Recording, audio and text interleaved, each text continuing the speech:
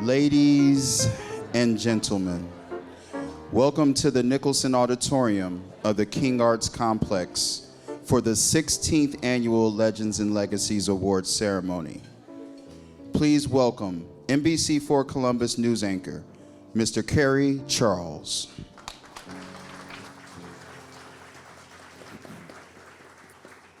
That is me. Good evening to you, everybody. Nope, not gonna work. I know y'all like, Kerry, we eating. I hear all the clanking. It's okay, keep clanking. But good evening, everybody. Good evening. So good to be with you tonight and welcome you to the King Arts Complex's 16th Annual Legends and Legacy Awards Ceremony. Insert applause.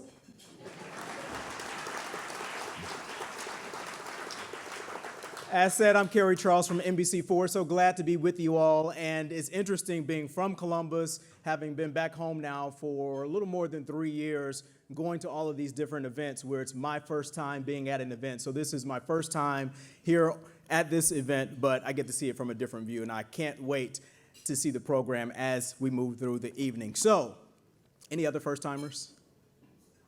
All right, first timers, put your hands all the way up. We're a friendly group in here tonight.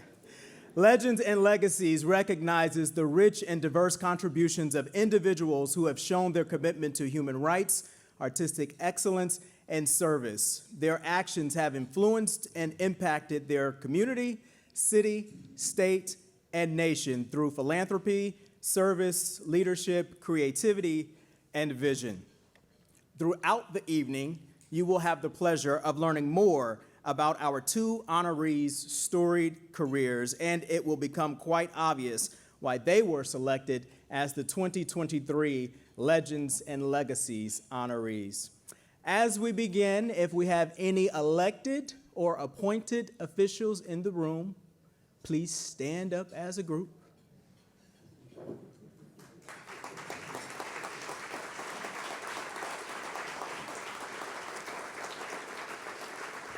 Don't be shy, because if you don't stand up now, the program's going to keep rolling.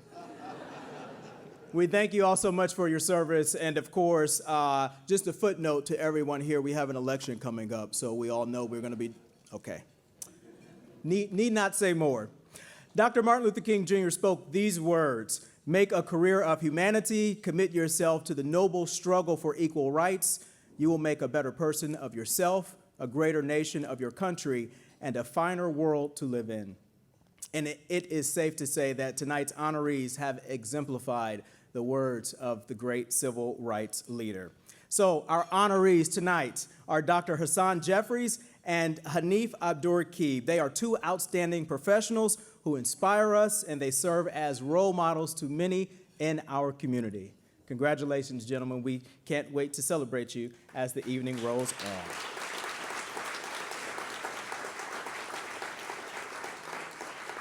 And I'm big on time because, you know, I'm a news guy. We keep up with, we are on time. And y'all know that never happens in a lot of places. Next, please join me in welcoming Alicia Brose, the chairwoman of the King Arts Complex Board of Trustees, to the stage. Please give her a warm welcome.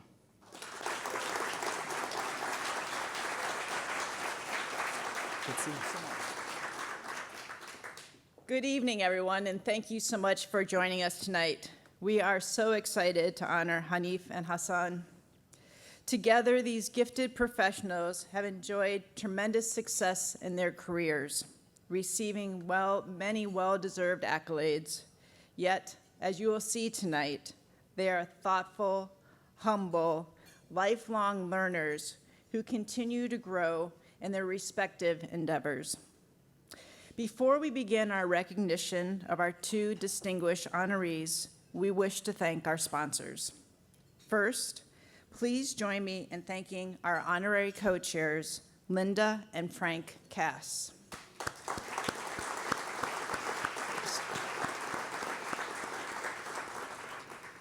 Our host committee co-chairs, Benita and Archie Griffin and Gail King.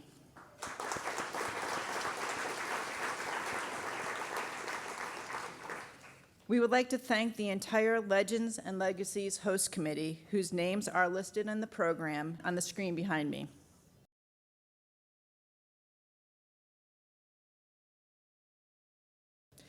We would also like to thank our sponsors. Premier sponsor, the 2023 Legends and Legacies Host Committee. The Platinum sponsor, The Ohio State University. The Diamond sponsors, American Electric Power Foundation, Cardinal Health, Columbus Metropolitan Housing Authority, Covelli Enterprises, Encova, Park National Bank, and Voorhees, Sater, Seymour, and Pease. And our media sponsor, Columbus Business First. In addition, there are a host of gold sponsors and event sponsors who supported tonight's event. They are listed in the program and are recognized on the scrolling screen as you are being seated. Please join me in giving thanks to all these wonderful sponsors for making tonight possible.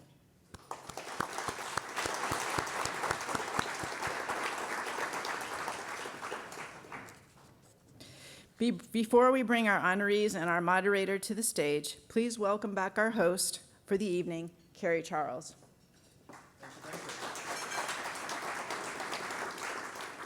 Thank you, and thank you for all you do. Board work, anyone here on the board? Yeah, you already know. So everyone's saying thank you for your leadership, for sure. As we continue with the program, this is one of those times where we get to learn a little bit about the people who we are honoring tonight. So please, I want to direct your attention to my right and to my left as we enjoy the introduction of our honorees.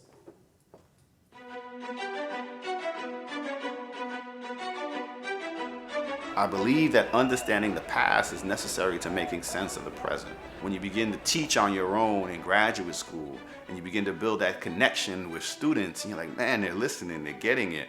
I think, gradually you realize, you know what, I think I can do this. My name is Hasan Kwame Jeffries. I'm an associate professor of history in the Department of History at The Ohio State University. I'm a person who seeks truth, who researches truth and endeavors to tell the truth about America's past and America's present. Both of my parents were social workers. The one thing that they insisted upon is that whatever we do it in service to people. I chose a path of education, but what I was learning in the classroom wasn't helping me make sense of what I was seeing as I was riding the 2 train from President Avenue down the flat to go to school. I was drawn to this idea of creating change and organizers, and I wasn't that much interested in nonviolence. I was interested in power and how people were organizing to gain power. So my first book is Bloody Lounge, Civil Rights and Black Power in Alabama's Black Belt. What drew me to this story is what happened there. At the start of 1965, in a county that is 80% African American, there was 0 registered black voters, 0. I mean, political exclusion was absolute. And yet, at the end of the next year, local people in partnership with activists from the Student Nonviolent Coordinating Committee had not only succeeded in registering the majority of African Americans, but they had created their own radically democratic, independent political party, the first Black Panther Party. When the National Civil Rights Museum in Memphis, Tennessee reached out and they said that they're doing a renovation of their museum and that they wanted me to be a part of it. This is gonna take me in a different direction than what I had imagined. But I also realized that with 400,000, 500,000 visitors a year coming through the National Civil Rights Museum, that I would be able to have a greater influence on how these folk understood the civil rights movement and the Black freedom struggle by working on the exhibitions and crafting and shaping that than I ever could with anything that I ever wrote or published. So too often we go from civil rights and Black power, and now we'll jump from that all the way to Barack Obama, but we may listen to some hip hop songs in the middle. One of the projects that I'm working on is looking at the Black experience in New York City from the late 1970s to the early 1990s. I mean, not only do we have the birth of hip hop, but we have We have student organizing through anti-apartheid. We have the rise of a new class of black, both intellectuals with Afrocentrism, but also black elected officials. What comes after civil rights and black power, and what comes before the turn of the century? When I think about what I want my mark to be, I hope it is that I help people understand how important it is to fight for justice, and how we can build on those who had fought for justice before us. And we're not there yet. And so looking back, if somebody is able to say, he tried to help us make a difference, then I think I will have done what I was sent here to do.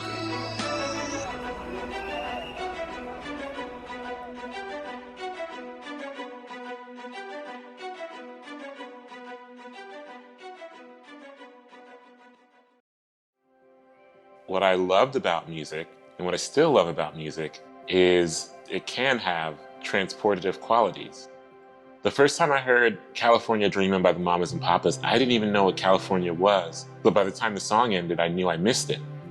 The best musicians and the best writers are essentially tour guides through the interior of a world that you cannot on your own touch. And I think that's something I'm always chasing. I'm Hanif Abdurraqib, a music critic, essayist, and poet. My earliest music influences were all visual. They were all album covers or music videos. I grew up with hip hop. I grew up loving hip hop before loving anything else. And this was in an era where so many people looked cool. Some of my first images, like LL Cool J walking with a panther, literally the album, but also the literal photo of him with a panther, or Slick Rick drowning in gold, and these kind of things that seemed wholly unattainable in the world I was in. Of course, as I got older, I started to shape my pleasures and influences around sound and choruses and how narratives were built into music, which is something that I still return to. I realized the whole time I just was searching for storytellers wherever I could find them. I cut my teeth writing music reviews for local papers. There was a point where editors had stopped coming to me for work because the criticism about my reviews were they were too poetic and too meandering, and they didn't get to the point quick enough. And I didn't take it as a slight. I took it as an opportunity to hone my craft.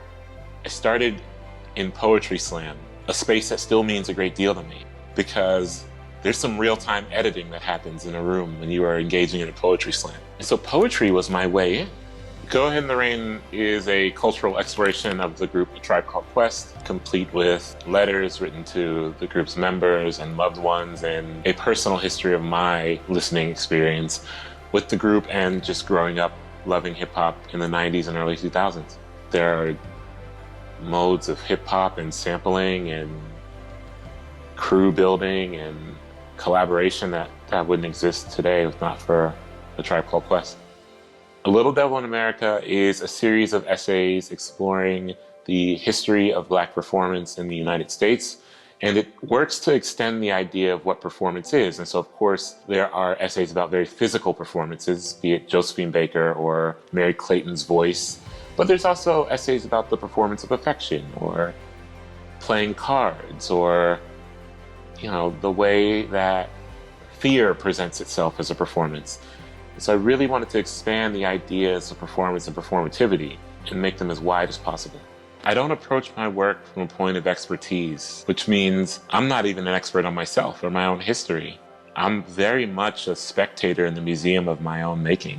It means that my curiosity with my own history aligns with my curiosity with your own history or anyone's own history. And so when I bring myself into work, it's often from a point of questioning or testing the waters of memory.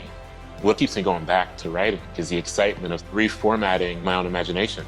I do think that in my writing, my impulse is still, how do I cut to the feeling?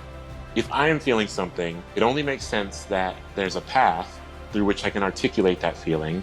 DNA of that feeling might be unique to me, but I think I can have someone say, wait a minute, I felt something like this, perhaps in a different way, but I'm here with you.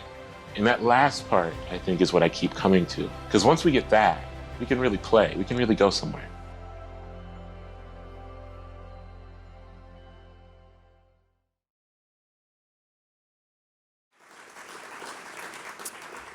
right, these some good brothers right here. Good stuff. We like that. And let me just say this to the production crew: job well done. It's a tough task to do. So I'm gonna get back to script so we can get out of here on time. And it says, now we introduce our 2023 Legends and Legacies honorees. So please welcome to the stage Dr. Hasan Jeffries. You can come on up. He's an African-American scholar, professor, and author. Also, please welcome Hanif Abdurraqib, poet, essayist, and cultural critic.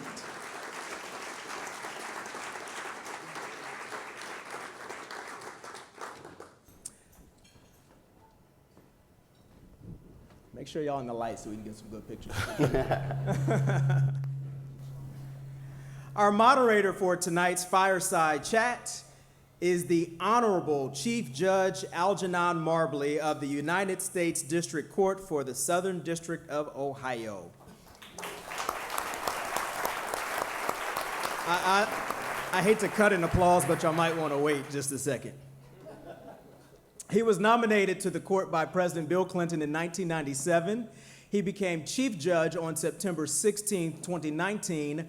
Prior to serving on the bench, he was a partner with the law firm of Vorey, Saters, Seymour, and Pease with 17 years of litigation experience, including civil, criminal, and administrative. He too is a bad brother. Now that applause.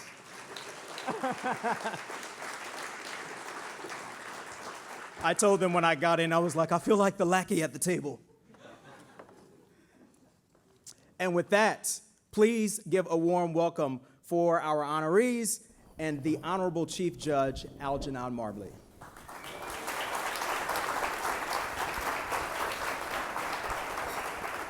Thank you, Kerry, and thank all of you for coming out to support these wonderful gentlemen who have accomplished so much. They are only just getting started.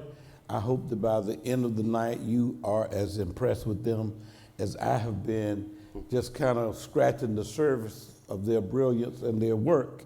And I want the audience to get to know, a little bit more personal things about you. And so we'll start with you, Hanif.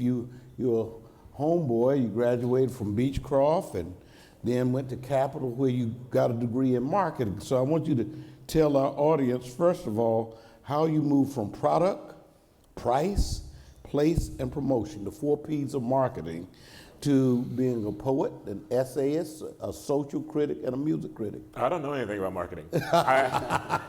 Most marketers don't. So. Yeah, I played soccer at Capital when I was there, and everyone on the soccer team majored in marketing, and so I figured if we all did it collectively, I wouldn't have to go to class. We kind of set up a rotation where some people would go to class and others would not. And so I don't know anything about, honestly. One, I suppose, could assume that I know how to market my own work, but thankfully other people do that. So you know how to communicate effectively, so yeah. Capital did something right. Well, I'd like to give credit to my mom for that. Okay. But I think, I'm someone who, I think I process a lot of thoughts very rapidly, and interpersonal communication is,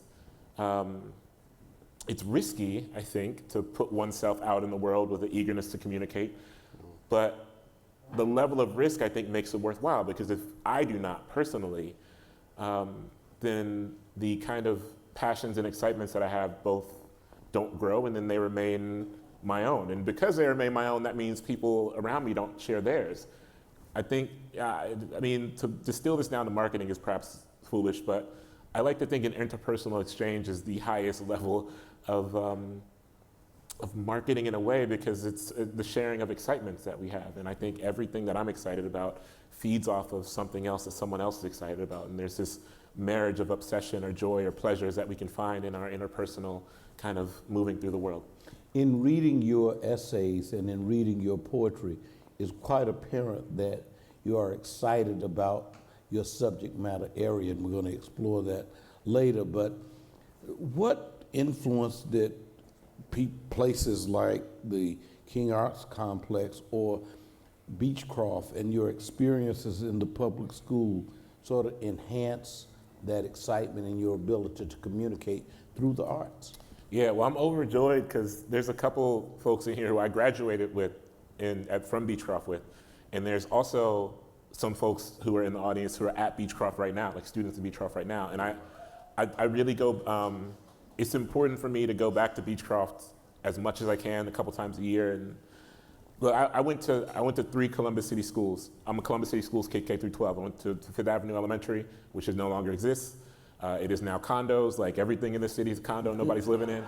I went to Franklin Alternative Middle School, which no longer exists. And I went to Beechcroft, which is still standing. And there was a fluidity in this experience. You know, my neighborhood was a point of expression. The way I grew up on Scottwood. I grew up across the street from Scottwood basketball courts. It's a school. It's funny to consider it a basketball. It's an actual school, but the courts were what defined it. Mm-hmm. And I learned a sense of freedom and expression and passion by playing basketball with my friends, and that flowed into my time in the Columbus City school system in part because we were not resourced well. And so when one is not resourced well, they turn to the people, they turn to their communities for the emotional, mental, creative resources that make up for the material resources that are lacking. And so I have a lot of gratitude for the flexibility and freedom I was awarded through being present in a place that some would consider neglected, but I never felt neglected. I always felt cared for. You know, I grew up in a neighborhood that some people would consider an underserved neighborhood, but that's because they don't have the breadth of imagination to understand the ways that we served ourselves. Exactly. And so I feel very lucky. I feel very lucky to have the experience I had on the east side of Columbus growing up. I feel very lucky to have the experiences I had at Beechcroft and to never feel like I was on the outside of anything that I desired. Hasan, you graduated from Morehouse. You were a Summa graduate from Morehouse, and then you got your degree in history and went to Duke, where you specialize in African American history. But you, as you pointed out in the film, and as we've talked before, you're the son of social workers, so it's in your DNA, you know, to do good as well as do well. At what point did you decide that you were going to make higher education your platform, that you were going to be a public intellectual? Yeah. So I think having parents who were social workers certainly played a big role because their emphasis was on service. Mm-hmm. They told my brother and I as we were growing up, it doesn't matter what you do in life, we will support you, but it has to be done in service to people. Mm-hmm. And so that was always there. I was, you know, in high school, it wasn't marketing for me, but it was medical science. So the way you sort of manage and negotiate sort of, you know, public schools in New York City is you find the magnet programs and the like. And so I was in a magnet program of medical science research in high school. And, you know, I was going to become a medical researcher. But at the same time as I was on that track, I was also, this is 1980s New York City, and as I'm riding the subway, you know, what I'm seeing around me in the middle of the AIDS epidemic, in the middle of the crack epidemic, you know, homicide rate in New York City was the highest the year I graduated from high school than it ever would be or ever was, and the throes of mass incarceration. And I'm trying to navigate this, and every time, you know, sort of I step out of my house, get on a train, and then arrive in school, there was nothing I was learning in school that was helping me understand and make sense of what I was seeing on the way to school. But this was also the 80s. This is in the shadow of the civil rights and black power movement. So on Saturdays, while I would have loved to have been playing Little League Baseball, my father was taking my brother and I up to Harlem, you know, to hear these African-American intellectuals who were, you know, lecturing for 4 hours. My Did kids anybody think I speak for a long impact time. you in that lecture series? Did Yeah. anybody impact you more than others? Oh, certainly. You know, I think collectively. I mean, there was John Henry Clark, Dr. Yosef Ben-Yaakov. I mean, these were sort of the greats of sort of Afrocentrism. And, you know, I mean, I'm 13, 14 years old, right? So I'm just trying to stay awake. But it is still, you know, it seeps in. It seeps in. So that medical science, you know, to put a note on, to put a pin in it, you know, so after my junior year in high school, I did a summer sort of internship at the Department of Anatomy and Cell Biology at Columbia Presbyterian Hospital, right? This sort of plum gig. And I would take the train, A train, 2 hours from Brooklyn up into essentially Harlem to go into this lab. But across the street from the lab was the Audubon Ballroom. Okay. Audubon Ballroom is the site of Malcolm X's assassination. That's right. And it was all boarded up. It's a museum now, but it was all boarded up at the time, and there was a lot of debate and discussion about what to do with this historic site. And I wasn't privy to those conversations, but I got out of the train station every day for a summer, and I could either go right to the Audubon Ballroom or I could go left to this lab. And as I went left to the lab, I would spend hours watching stuff spin, with two other scientists who couldn't carry a conversation. And I was like, I can't see myself doing this for the rest of my life. Right. Some experiences you have lead you in that direction of that experience. Other experiences you have let you know that this ain't the career that you need. Yeah. And so it was really at that moment, given all that other background stuff, that I knew it wouldn't be science, it would be the Audubon Ballroom. But the great thing about that training is that you develop a fidelity for objective truth. Oh, that's a great point. That's a great point, because it is sort of scientific research methods applied to the humanities. You and aren't research afraid that of I do. facts. Absolutely not. And that's seemingly what's missing in public discourse now. Yeah. People either create their own facts, they just make things up out of whole cloth or synthetic cloth. You're absolutely right. And then they proclaim it to be facts. And so one of the great things about you as a historian is that you don't shy away from facts. We're going to talk about our history and how our history is factual and maybe we'll even debunk the myth tonight that we benefited from slavery. So we'll get to that. Hanif, in 2016, you published your first work of poetry, The Crown Ain't Worth Much, which was critically acclaimed. And then the next year, you published your first collection of essays, which is outstanding. They Can't Kill Us Until They Kill Us. And that was also critically acclaimed. So what were the social and cultural factors that led you to write The Crown Ain't Worth Much and then pivot to They Can't Kill Us Until They Kill Us? That's a good question. The Crown Ain't Worth Much is a kind of,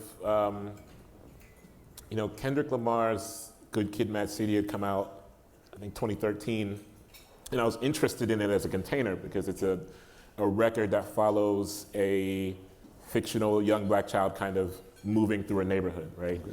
And I'm from East Columbus, which is like everywhere in Columbus, kind of rapidly gentrifying. And I think people think of, many people I think consider gentrification to be a tragedy of property. Very plainly, there was a building here once and now it's a different building, right? But for me, it's a crisis of history. It's a crisis of personal history, which means that if I cannot walk you back to the places where I was young once and show you the fullness of who I was, you think less of me as a person, or you don't have a full understanding of me as a person. So think about gentrification as a crisis of emotion, a crisis of archival. I wanted to write a book that centered me as witness to a place that was one thing and then became a different thing. Some of this is just to say, I would like to have a public record that cannot be as easily erased as the apartment complex I first grew up in, right? The second part of that was to afford some dignity to the people, to the black people who grew up in this area. Before I moved to Scottwood, I lived in the Greenbrier houses, in what back then was called Uzi Alley. But we never called it that. Yeah. The black people who lived there never called it that. Right. The city designated it that.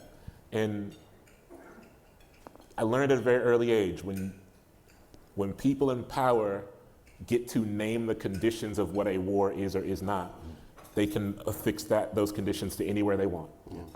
And that means the people who live under the banner of that suffer.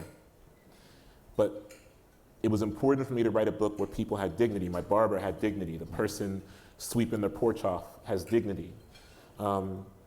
And I do think all of my work is an extension of that. They can't kill us till they kill us is an extension of that. A Little Devil in America is an extension of that.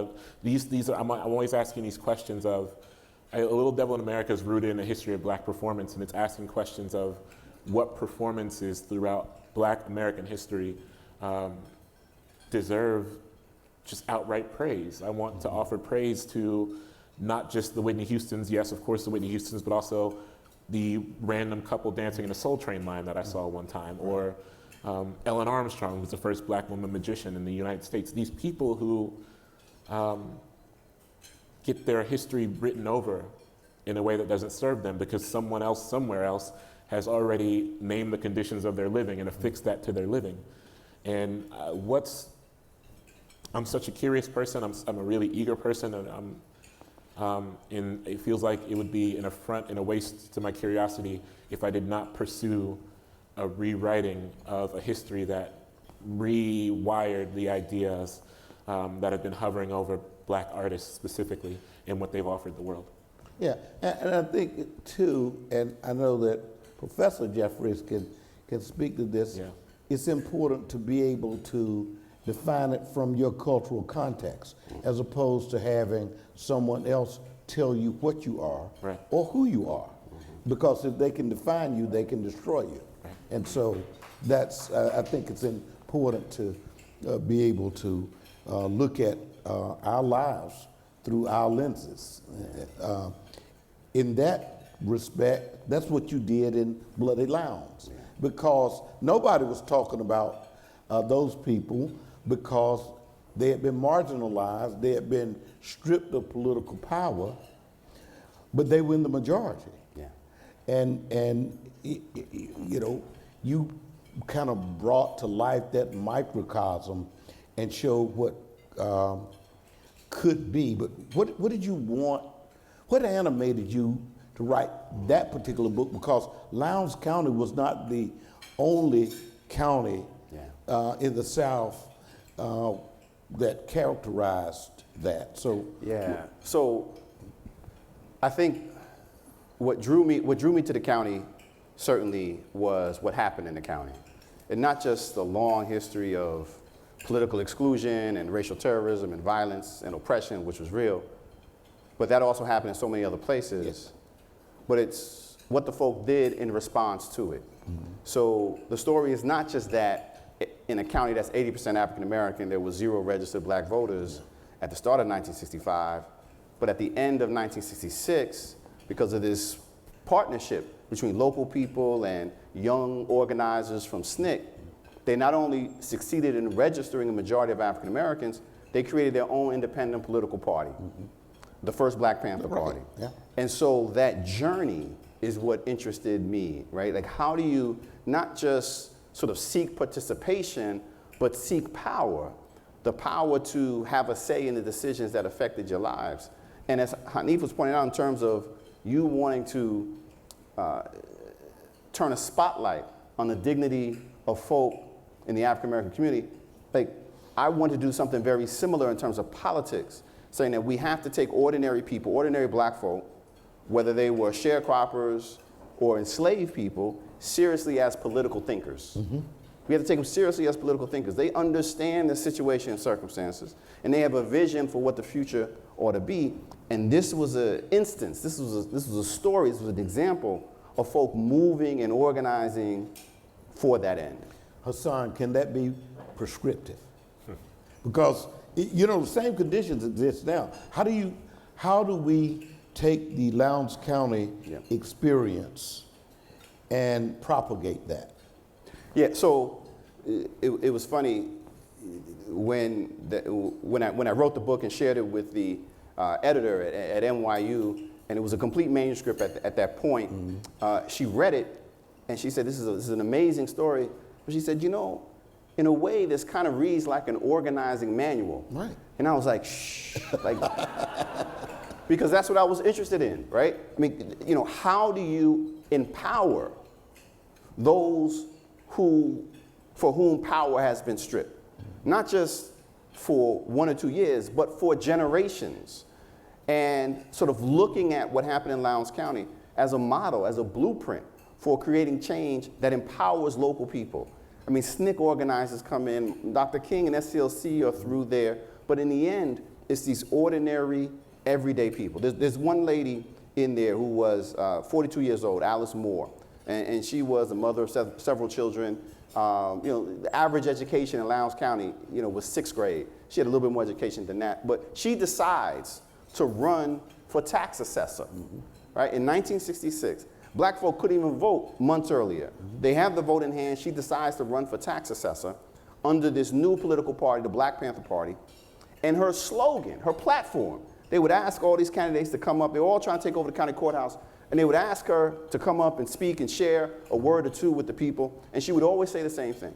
She would walk up to the front of the church, it was usually a church, and she would say, my platform is tax the rich to feed the poor. And then she'd sit down. That was it. I mean, that's what I'm saying. That message, that desire, understanding that ordinary people, everyday people, have a vision, and we need to tap into that vision, have an understanding of what the situation, circumstances they find themselves in, but then also what they want changed. They may not have the legal expertise, this is where the organizers come in and such, but we have to take seriously people on the ground. And if we do that, everyday folk, then I think we can follow that blueprint, that model, to create change that is more inclusive rather than exclusive. You did a webinar, speaking of ordinary people who do great things. You focused on, ordinary people who have been thrust in circumstances, and they became great. Right. And it was one of the great courses webinars, great figures of the civil rights movement. And I always thought that webinars like that was the true contribution of the public intellectual. Even though your work in the classroom is outstanding, what you can do to give us guidance is even more compelling. So as a public intellectual, what did you want your audience to take away from that? Because that's a little bit different from the tax assessor in Lowndes County. Right. So how do you kind of harmonize those two? Because you have leadership and you have those who are willing to be led. Right. But those who are willing to be led often can become great leaders. Yeah, no, it's interesting because when Great Courses and eventually it was a partnership with Audible reached out and they said they wanted to do something on sort of civil rights, and they wanted to do this, great figures of the civil rights movement. I pushed back. I said, I'm not interested in writing a series of biographies. We need to talk about the ordinary people. We need to do it about a movement. But here's marketing, right? I wasn't a marketing major either, right? But here's marketing, right? They're like, look, that's not gonna fly. We've test marketed this. It has to be about individuals. I said, well, okay, this is what we can do. I said, we can frame it around individuals. Individuals that people would know, but also those who people won't. There's a chapter, if you will, on Martin Luther King and Malcolm X, but there's also Ella Baker and Charles Hamilton Houston. So people who many people won't be familiar with. But I said, okay, I'll write the biographies, but through the biographies, I want to tell a collective history. I want to tell a collective story that connects these exceptional people, these leaders who all come from the black community in some way, shape, or form. It's usually extraordinary circumstances that thrust them into these moments in which they excel, in which they sacrifice. And so that's what I tried to do. I tried to tell really a history of the black freedom struggle in the 20th century through these sort of individual biographies, but it's really a collective story of ordinary folk who found themselves in these extraordinary circumstances and rose to the challenge. Almost the next installation of From Slavery to Freedom. Hanif, in 2021, you were awarded the MacArthur Genius Fellowship, and you, Hasan, you've been honored for excellence in teaching at The Ohio State University. So against that background, I'm now going to ask you all a series of questions that I really think the audience would be interested in. I know that piqued my interest. So, as a counsel to social critics, intellectuals, I want your opinion on how some states, like Florida and Texas, have significantly limited the teaching of African American history.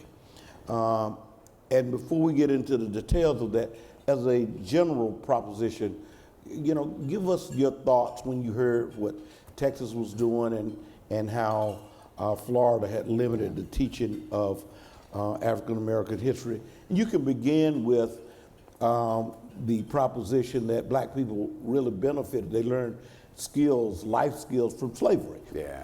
It's what Texas and Florida have accomplished in terms of putting limits on sort of honesty in education in those public school curriculums. But it's also what Ohio has been trying to do. Yes. When we look at some of the recent legislation that's been coming through. So, what happens, Texas and Florida, they are not like Las Vegas. What happens down there doesn't stay down there. Right, right. So we have to pay attention very closely. But I think we also cannot divorce those attempts to silence the teaching of African American history from what we saw in the summer of 2020 with the protests in response to the killing of George Floyd and so many others. Those were the largest protests in U.S. history, not just in recent memory, in U.S. history. 30 million people taken to the streets in June and July. And they were across the country, but mostly young people. And among the young people, it were mostly white people. Right. Like, that's one of the things that distinguishes that moment. It is not a surprise that, one thing that was a surprise that was so unique wasn't just the presence of white people, but during that protest moment, but what they were calling for, not only justice for the victims of police violence, but also an end to systemic racism. See, that's the key right there. That's what was different than all the other protests. Now, black folk have been calling for an end to systemic racism since we got off the boat in 1619. They were like, this is a system, it ain't working for us, right? That's right.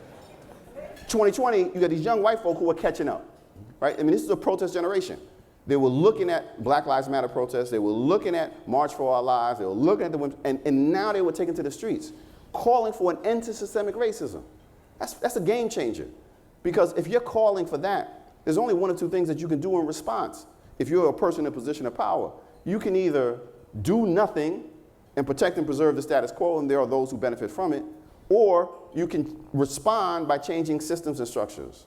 Those who double down on preserving the status quo then create this political hysteria around critical race theory. Of course. Right? And so that was essentially the pitching, saying that, they're trying, what your kids are out there in the streets, right? Little Connor and Kylie in the suburbs of Delaware, because it's always a Kylie and always a Connor. What they were calling for was wrong, right? They have been indoctrinated. And so we have to stop the indoctrination. What they were calling for was justice. What they were calling for was democracy and an expansion of it. But the effort to silence African American history and talking about the American experience from the perspective and experience of African Americans opened their eyes. It's not that, we have shortcomings in, what we teach and how effective we are in the classroom, but we have been doing better. So much so that there were millions of folk who responded to the tragedy that occurred, that was being broadcast during the thing. So this was a response to that. It was a response, all these efforts to silence the teaching of history, of American history, honestly, but African American history in particular, because kids were learning too much. Not black kids, not brown kids. Little white kids were learning too much, and they were raising questions. And so this was the pushback. Hanif? I don't know if I could add anything to that. I mean, I'm a bit more pessimistic. I think that America is allergic to its own history, and I don't think that I don't think black history or any history has ever been taught adequately. And I think that if there are changes now, it's because there are enough people who came up in an era where they understood that and are trying to correct that. But one small thing I will say is that when I was in 6th or 5th grade, maybe, we had a unit on black folk tales. We had a unit on American folk tales, and the only black folk tale among them was the story of John Henry, which isn't a pleasant story whatsoever, and I was horrified by it as a kid. And I remember I went home and told my mom that I was horrified by this as a kid, and she said, I have something for you. went to the bookshelf and pulled out Virginia Hamilton so people could fly. Virginia Hamilton from Dayton, Ohio. And that wasn't the first time I had been horrified by something in school and had one of my parents say, we have a book here for you.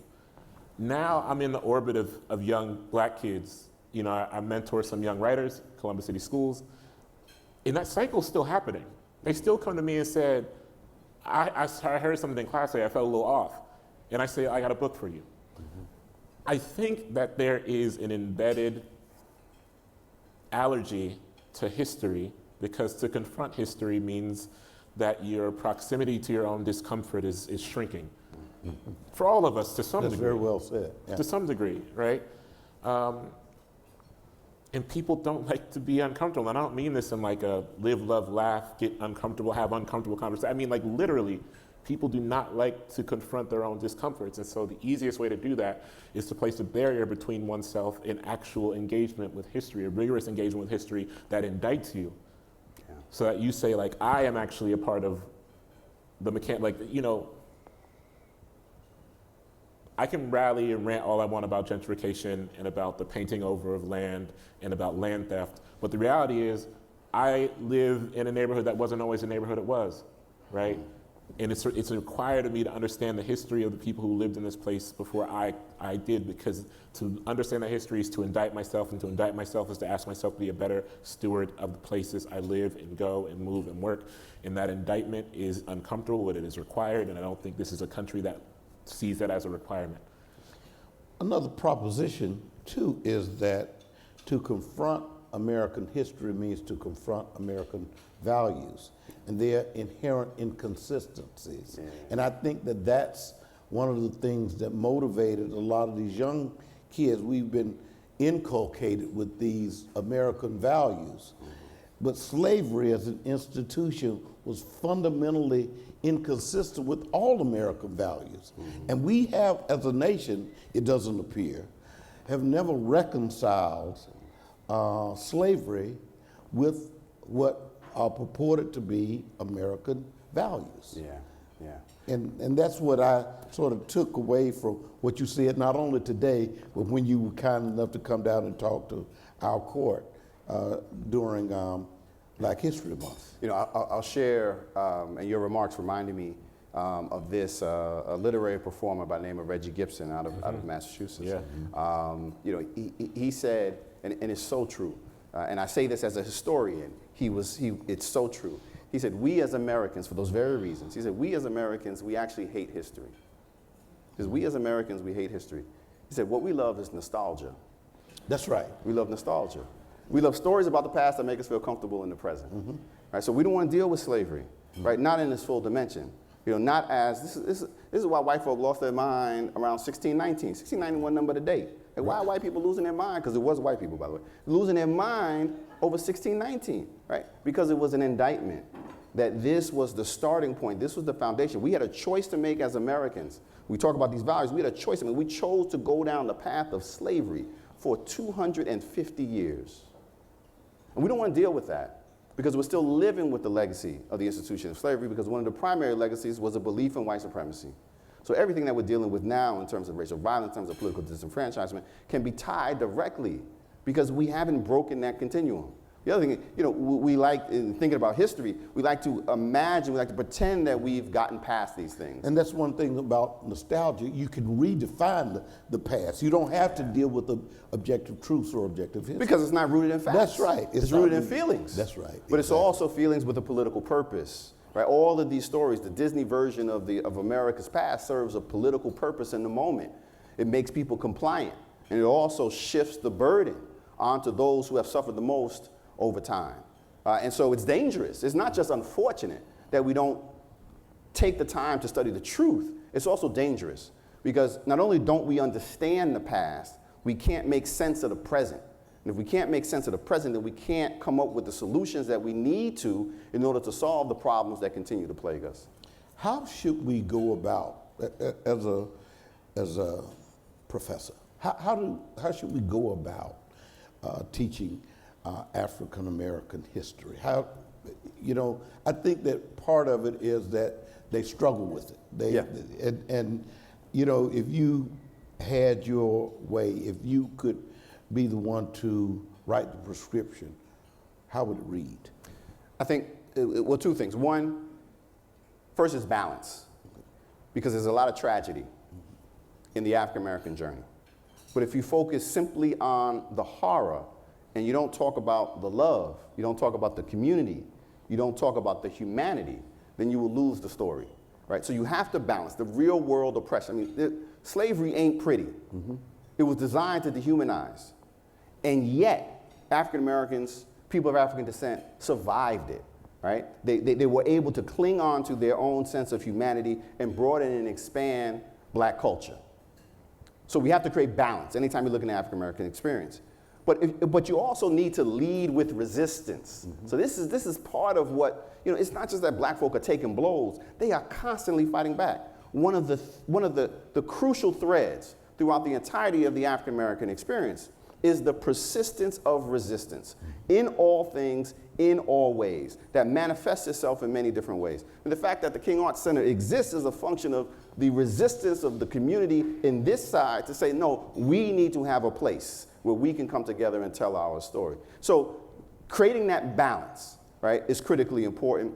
Focusing on resistance, and then if you're teaching it, right, with some of these difficult subjects that are challenging, to talk about slavery to 4-year-olds and 5-year-olds, which I think we should. They understand justice and injustice. We start young. My daughters are here. When they were 3 and 4 years old and they scraped their knee, I said, here. It's like, does it hurt? They're like, yeah. I'm like, all right, let me tell you about the Middle Passage, because that's what really hurt, right?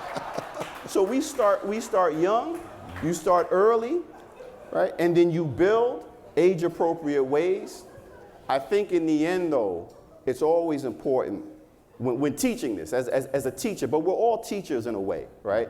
But especially when we're teaching young folk, your people, anybody younger than us, right? Especially kids. You don't want to trivialize, and you don't want to traumatize, right? So that those are sort of the guardrails of instruction, right? You don't want to trivialize the experience. That's the blackface, and that's the mimicry and all this. You don't want to trivialize the experience, but you also don't want to traumatize, because they're real legacies. So finding that sweet, it's not easy. We're going to make mistakes. That's fine, but we learn from the mistakes and we don't repeat them. But if we can do those things, then I think we all benefit from the lessons that can be learned. Hanif, much of history, be it African American history, which is African American history, and vice versa, is taught through the cultural arts. How can we use the cultural arts to continue to teach black history and define black history in a very objective yet robust way? I mean, I think black music, which is American music, tells the story. Fannie Lou Hamer's birthday was last week, and it was a real pleasure for me because I got to sit with some other young cats I organized with and play her old records. So they're like, I didn't know she sang. But she sang. She was a gospel singer. And then we got to talk about how gospel was a gateway to organizing, right? And now before that, the blues seeped into, or the blues in some cases, Delta blues came out of the brutalities of incarceration, right? And for that, we got to talk about percussion, and how percussion is kind of the beginning element of everything. Talk about one of the many brutalities of American slavery. One of them was that enslaved folks had their drums taken away very early, right? And so then percussion was made with the body, with the hands. I just instinctively snapped, because I think that is, I talk with my hands the way my ancestors did, and talking with the hands is to also make music with the hands, to clap, to snap, to beat on the leg.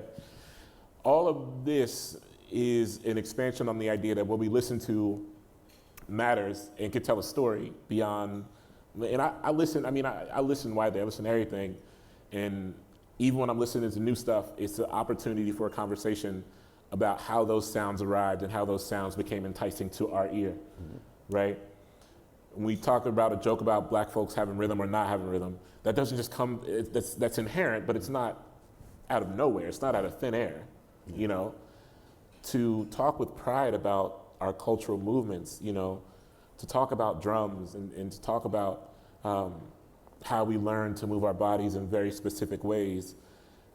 These things are vital, and I think so much of my work is trying to translate sonic pleasures into concrete history, or vice versa.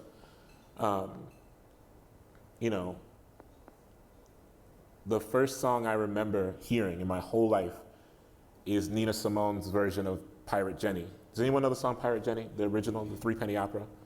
So Pirate Jenny is a song from the Three Penny Opera, and it's about it was not sung by a black person originally, right? It was about a white woman who was chased out of town and then came back on a boat and blew the town to pieces and then sailed away. Nina Simone sings it live Carnegie Hall. I would encourage you to go home and listen to this rendition because it's imbued with a kind of pain and horror and ominous. Nina's voice has a very ominous tone. And I was a really young kid when I heard that song, and I thought, this is about slavery. This is about a slave revolt. This is about slaves getting revenge, and it might as well have been. The same way Nina Simone sang Black is the Color of My True Love's Hair, right? That song is a traditional Scottish love song.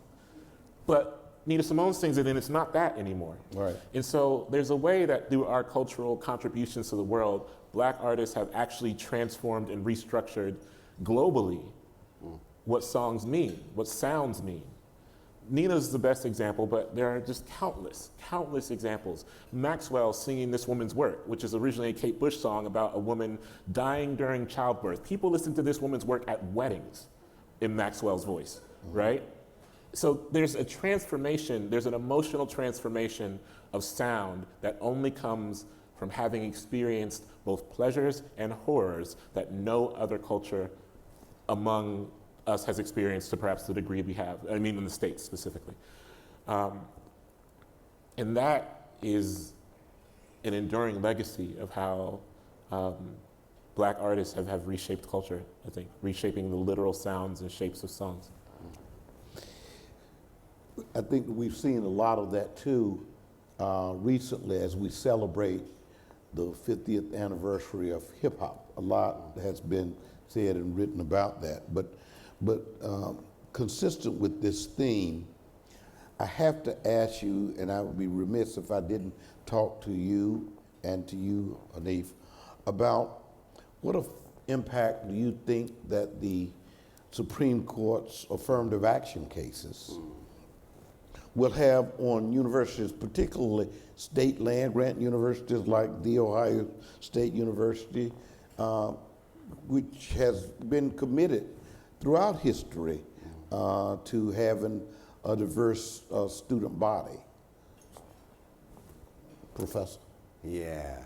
As I think about my colleagues and deans over at The Ohio State University who are seated right Yeah. You could also tell us how to get around that too. Right. Well, I will say I'm very nervous. And in fact, I'm not just nervous, I'm scared. We saw after the series of cases, the sort of first wave in sort of 04, 05 out of Texas and Michigan, the impact, exactly, the impact that just saying you can't use sort of a numerical equation, if you will, for African Americans at Ohio State. At the undergraduate level. I mean, there was a precipitous decline. If we are not proactively seeking to have a diverse population, if we are not proactively trying to recruit and bring to campus African American students, we will not have them. They will not be here. We have to actively go. So that means— How will that impact the educational mission of the state land-grant university? Well, that's the purpose. We are not fulfilling our mission as a state land-grant university if we're not serving the entire population of the state of Ohio, which means including African Americans and students of color and first-generation students. But we have to— I mean, here's the great tragedy of the Roberts Court is them pretending that we've overcome racism, that the way to sort of deal with the problems that appear to be race-based is to ignore race. only in America could we create the problems that we have that are rooted in racism, slavery, Jim Crow, mass incarceration, felon disenfranchisement. Only in America can we create problems based on race and then say the way to solve them is not to take race into consideration when creating the solution. Right. That's the colorblind trap. That's falling into the colorblind trap. There's nothing wrong. Look, we know that race as a biological construct is not real. Like, we get that. Biologically, it's meaningless. But socially, it's meaningful. And culturally, it's also meaningful because we use race as a stand-in for cultural ancestry and cultural heritage. So we're not doing away with it. It's here. This is the language that we use. It's ingrained in our culture. It is. It just but, is. While race isn't real in that sense, racism is real. And it's not just those individual manifestations, it's the systemic, it's the structural. Yes, of course. And we can't deal with that problem by pretending as though that race and racism aren't real. We can't. We won't come up with adequate solutions. And that's what the court is trying to tell us to do. Whether or not we're talking about education and affirmative action, which is now, as you pointed out in the conversation, it's trickling out. So none of this is contained. We saw the same thing down in Florida, go back to the point about Florida, right? When they were talking about don't say gay, they're like, well, we just don't want to talk about sexuality and gender in the early grades, right? Remember that was, and so you had some folk, black folk were like, look, we heard that before, can't go for it, but you had well-meaning other folk who were like, well, they just said the early grades. Now And guess they did what? the same thing It's in K through 12. Texas because they said, we don't want you to talk about race because it makes other kids feel bad and uncomfortable, and we don't want them to feel bad and uncomfortable at this early age. Yeah, you know what really makes kids feel bad? Poverty, Yeah. right? Like, And you know what also negatively impacts kids is deception, it's right. So if false narratives. this is, when I'm teaching at The Ohio State University, I get great kids from all across the state of Ohio, all across the country, all across the world. When my students show up at The Ohio State University and we start talking about these things, right? We start talking about sort of slavery in America, that Thomas Jefferson and George Washington were enslavers, right? They're like, their mind is blown. I'm like, your mind should not be blown by this. But what happens? They wind up going through the 5 stages of grief, right? First is, it's denial. That didn't happen, right? Then they get angry. And I've never had a student get angry at me for teaching them the truth. They get angry at their old teachers. They get angry at their parents for not telling them. And then they get depressed. I've had colleagues who say, why do you have so many tissue boxes in your office? Like, these kids keep coming and breaking down when they get the truth.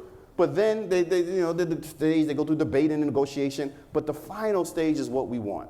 And I think any good teacher wants us to get to this final stage. And that final stage is acceptance. Acceptance of this historical realities, acceptance of these truths. And that's good. That's what I think that's our charge as teachers, to get those students to that point, right? To face the history, to deal with the history, to get to the point of acceptance.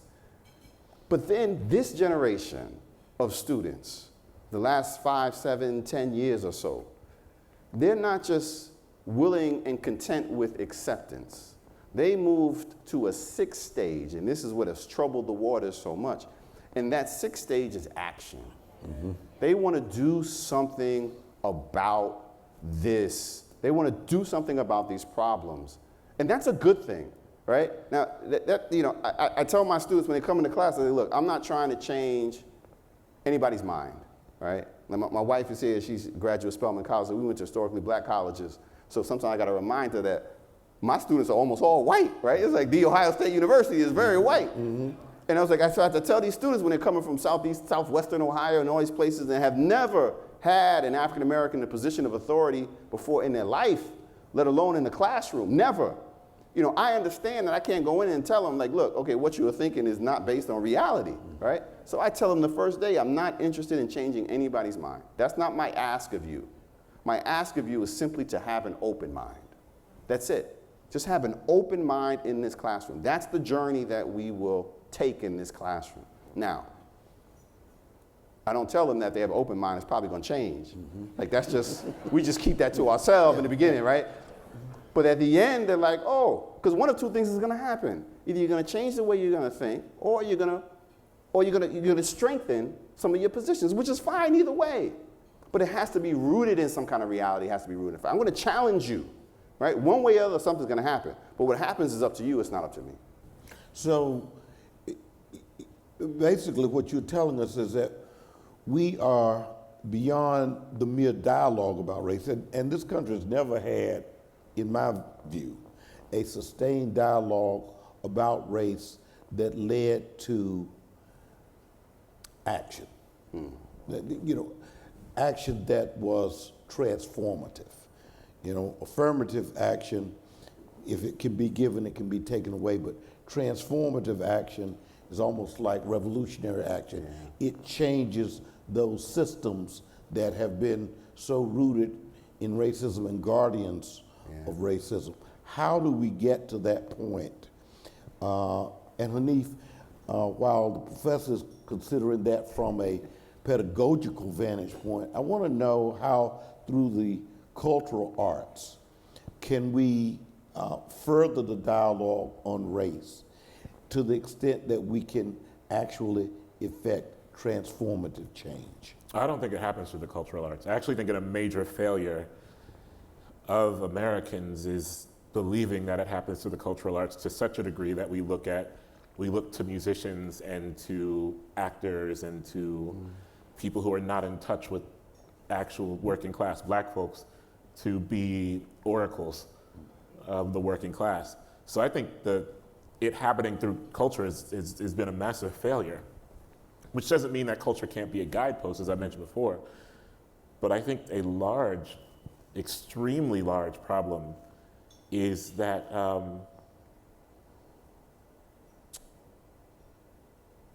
fandom is perhaps the problem, or obsession with fandom is perhaps a problem. On its face, it's not a problem. On its face, we all love the things we love the things we consume. But the problem that it really accelerated in 2020, I think, is that people began to look to the things and people they consume for comfort and for answers. And then you have people waiting for a shoe brand to make a statement about systemic racism, when the shoe brand itself is most likely participating in at least some global level of systemic racism. And so I think the ship has really sailed on that, and I think that's just the nature of, I'm also perhaps more pessimistic or cynical, but I'm also not a fool. And people do not engage with history, not nearly eagerly enough. People much more eagerly engage with our cultural phenomenons. But the problem is that leaves a context gap. And then people begin to wait for the cultural phenomenon to reflect something worthwhile back to them. And a lot of people are not equipped to do that. You know, I'm not looking to, like any singer to tell me about the plight of working class black folks. I'm not really eager for that because I live in proximity to working class black folks, so I could just turn to my neighbor and say, what's going on? Yeah. And I appreciate the fact that not everyone has access to that kind of thing, but there's been a real failure, I think, in how culture and popular culture, and I'm sorry to be the pessimist, but I think there's been a real failure, and that experiment has failed mightily, because there are roadmaps through which culture can teach us things, popular culture. But I think we get in our own way. Okay? Professor, put a bow on this, and on this, and tell us, you know, what we can do. Yeah. You know, it can't just be in the classroom. Yeah. And it almost hunts back to Lowndes County. Yeah. And how can what you have told us tonight? Yeah. How can we organize? What can we do to do more than have a meaningful dialogue on race? How do we make this transformative so that America finally lives up to its creed? Yeah, yeah. Well, I will say I share your pessimism. So you got two pessimists up here and a federal judge. So I don't know what that. But And the pessimism is rooted in historical reality. And part of that, the understanding of the historical past, the American past in particular, is how change has come about. You know, we're saddled in part by sort of one of the great American myths, and that's the myth of perpetual racial progress. Mm-hmm. That things may have been bad once, but they always get better, right? Well, that's not the way it works. The way we have seen democracy expand, the way we have actually seen progress towards full equality is through struggle. Dr. King, in the right place to call his name, you know, wrote in Letter from Birmingham Jail, you know, the arc of the moral universe is long, but it bends towards justice. Yeah. But most folk, we leave it there. Barack Obama had that woven into one of the rugs in the Oval Office. I think his successor quickly had that removed. But the arc of the moral universe is long, but it bends towards justice. We usually end there. But that actually isn't what King didn't want us to end there. He added that the arc of the moral universe is long, but it bends towards justice only if you have people who are willing to exert the force necessary to bend the arc in that direction. That's the action. Mm-hmm. Right? You have to have people who are willing to exert that force necessary to bend the arc. If you do not have folk willing to exert that force, the arc will not bend towards justice. It will bend towards injustice, particularly if that's the direction historically that has always been trending. And so while I'm pessimistic about the moment that we are in, that things have gotten worse, and there's a very good chance they could get even more worse before they get better, I am hopeful, because history also tells me that there have always been folk in the African American community, the Black community, and beyond, who have been willing to exert the force necessary to bend the arc. It's not everybody. It's a handful of folk, dedicated folk, but they've always been there from the very beginning. And I see no reason why we shouldn't believe that they're still going to be here, that they won't be here going forward. So that's part of that persistence of resistance. But that doesn't mean that change is going to come quickly, change is going to come easy, or change is going to come soon. But it will come, because we've always had people who have been willing to fight for it. Thank you very much. Hanif, Hasan. Thank you. I hope that you have enjoyed this conversation. If you want to stick around for another couple of hours, we could have a free-for-all and we could talk with these gentlemen, and we could all leave very much better educated. I'd like to thank you again for your candor. Thank you. Appreciate you very much.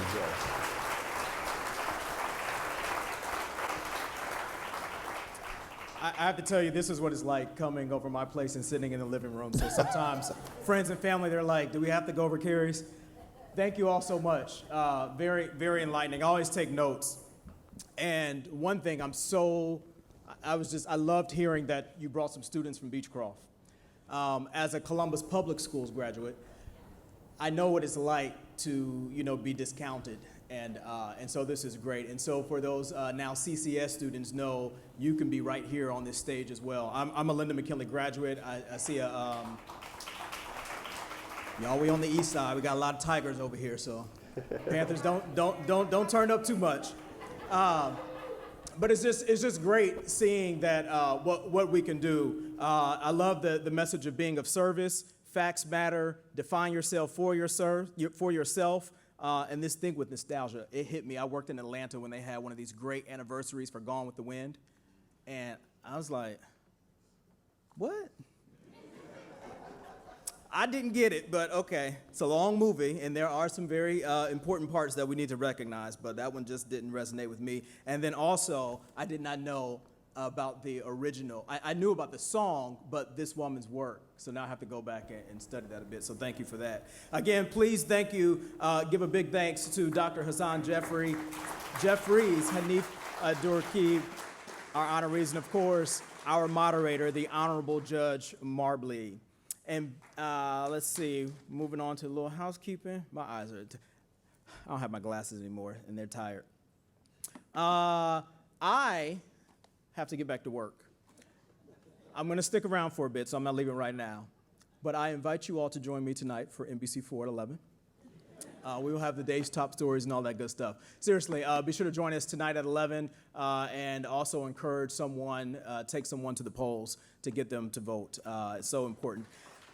At this time, I would like to welcome the one and only, the hardworking CEO of the King Arts Complex, Demetrius Neely. So much. Oh my goodness. Thank you, Kerry, and thank you all for joining us this evening. Javon, if you would, the awards, if you would show them on the screen. Judge Marbley, behind you, there are awards that we have for these gentlemen. I believe they may be back this way. Yes. You see them? And if you would, we'll begin with Dr. Hasan Kwame Jeffries, if you will come forward, please.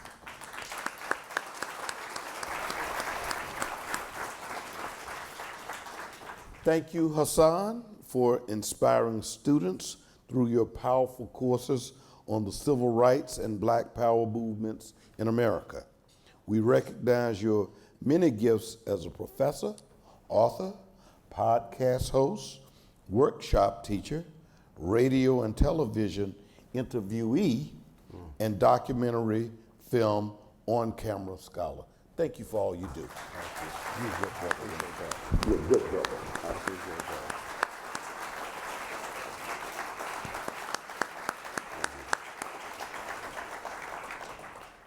So I should say a word. Okay. So, well, first, thank you very much to the King Arts Center for bestowing this incredible honor on me.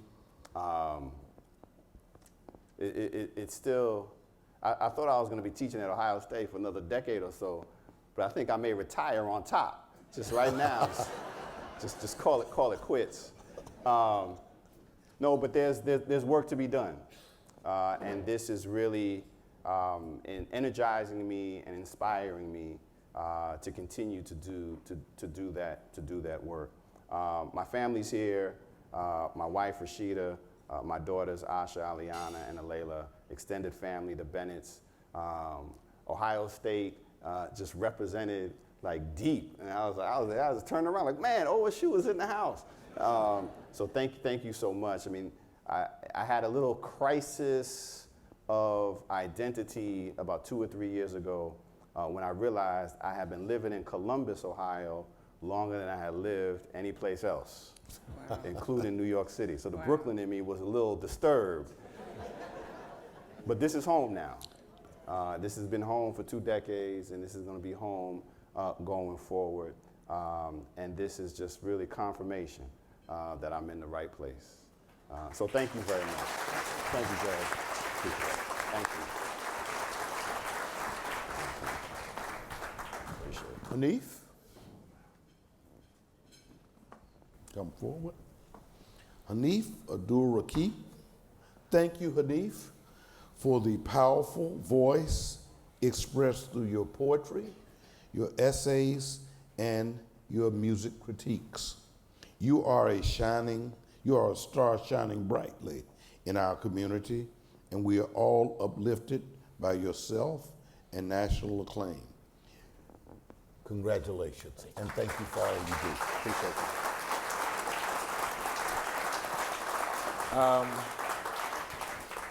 Well, gosh, thank you so much, Hasan. It's an honor to get to do this with you, brother.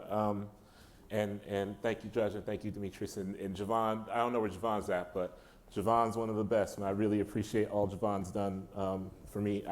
I want to say that, I spent, earlier when we were kind of getting ready for this, I spent a lot of time wandering the halls here. And I don't know, something that I think often, and that I think elders of mine who love me and care about me would say, is that anyone who spends their time among the living concerned with their own legacy is wasting their hours, right? In the way I see it, I'm not that interested or invested in what will be made of my legacy after I'm gone. I'm gonna be gone, so it won't be much of my business. But I was a kid here once, not just on the east side of Columbus, literally here. Amina Robinson was my art teacher in this building. And my father drummed with Tony West in this building. And my mother held my hand and walked me through the hallways in this building. And Is said taught me how to write a poem in this building. And so therefore, my legacy is not my own. My legacy is intertwined with legacies of people who I love who are not here anymore. And I firmly believe that place is not a thing that you choose, it's something that happens to you. For many of us, our first home is just wherever our family stopped moving. And I did not choose to be from the east side of Columbus, but it chose me, and at some point I decided to choose it. And through the process of that choosing, I was given a really expansive pathway to dreaming. And through the process of walking that pathway to dreaming, I was shown several reflections of what I could be and the possibilities of my being. I saw artists, I saw athletes, I saw painters, I saw people like my mother who worked 2 jobs and then came home and then wrote a novel on a typewriter. I saw all of these possibilities for what I could live a life like, and all of those possibilities were honorable and filled with dignity. And through witnessing those possibilities, I got several small mirrors into a future, and I am so grateful to be walking in a bit of that future now. And I am, I'm really honored. I can't say enough. I think to be from here, it just, I don't want to take up a ton of time. I'll just say this is an honor, and I truly hope that I can keep living up to the way this city has seen me, and I hope this city can keep living up to the way I have seen it. Thank you all so much.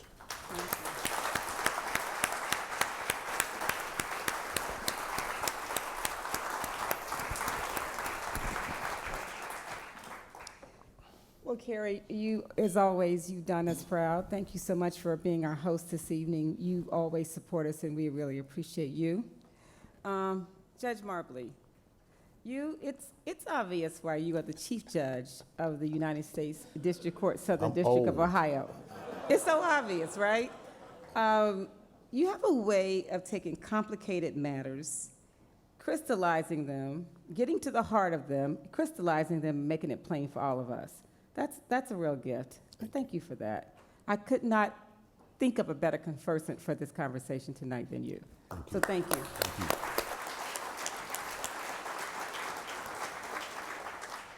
And to our honorees, we got it right. You are so deserving of this honor this evening.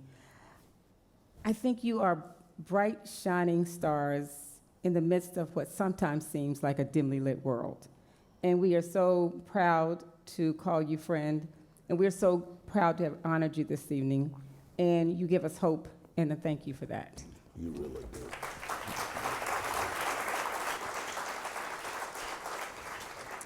So we have a special recognition tonight, the Columbus Metropolitan Library. Are you guys with us? They had a table, but I didn't see. Okay, yay. We are celebrating with them 150 years of the Columbus Metropolitan Library. And yes, that's our special recognition. And it is our honor to celebrate with them because the Columbus Public Library, I don't know if many of you know this, but they do a lot to dismantle barriers and to bring people in and to provide access. The homeless can come to the library when it's cold and enjoy the literature, and they're not shunned on. And so thank you for bringing in the least of us, and thank you for providing access and teaching us about literature. So to that extent, in honor of our great honorees tonight, as Hanif said, we got a book for you. So you will leave tonight with a book from one of our honorees as our parting gift. And we are excited to share their books with you. During our pre-event ceremony, we had a pre-event ceremony with these lovely gentlemen, and we gave them some gifts. One of them was these beautiful kente stoles that they're wearing. Those were hand-woven by a Ghanaian weaver, specifically for them. And the reason they are wearing these kente stoles is because kente, in traditional African tradition, worn during a time of great importance. And certainly tonight is a night of great importance. So we have given them those. Another thing Hanif talked about was drumming, and our drums were taken away from us. Very important part of our tradition, so when you entered tonight, you heard the drumming, and that's a part of our great African tradition, so I hope you enjoyed that. We also gave them brick pavers that will be installed, a permanent installation in our Hall of Fame, Wall of Fame, with their names and their achievements on them. And we also gave them some proclamations. This wasn't mentioned tonight, but I don't know if you guys know this, so I'm just gonna say it. So two people should have been here tonight. One of them was Congresswoman Beatty, who actually started the Legends and Legacies. But there's something going on, like a war in Israel, and there's no speaker at the House, and we may not have a budget. So Congresswoman Beatty could not make it, and as well as Professor Jeffries' brother is the minority leader of the House of Representatives, Hakeem Jeffries, and we actually reached out to him to have him join us tonight and surprise Hanif, but again, I'm surprised Hasan, but again, there's all kinds of things going on in Washington, but so we don't have them with us tonight. We are debuting two things tonight, a new gift shop, standalone gift shop, so if you didn't see it during the pre-reception, please take a minute to look at it, and then there's a new exhibit in our Elijah Pierce Gallery that we also would like for you to take a look at. It's beautiful work. But with that, I want to say that I know you all have priorities and other things you could have been doing tonight. So thank you for your investment of time, spending time with us. I bid you farewell. I hope you drive home safely, and we will see you next year. Thank you so much.